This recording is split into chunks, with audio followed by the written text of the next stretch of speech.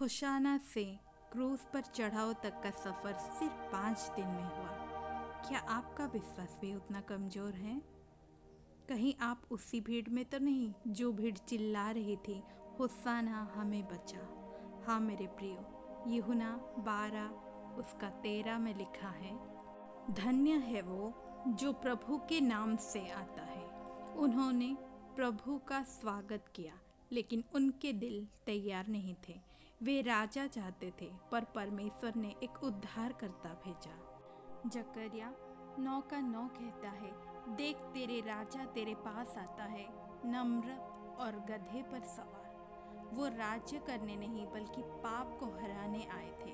कुछ ही दिनों बाद वो ही भीड़ चिल्लाई, क्रूज पर चढ़ाओ। लूका 23:21 कहता है, उसे क्रूज पर चढ़ाओ, क्रूज पर चढ़ाओ। क्यों? क्योंकि उन्होंने चमत्कार चाहा पर परिवर्तन नहीं। यीशु ने कहा, मत्ती 16 उसका 26 में, यदि कोई मेरे पीछे आना चाहे तो अपने आप को इनकार करे और अपना क्रूस उठाए। मेरे प्रियो, अनुसरण आसान नहीं है, यह समर्पण मांगता है।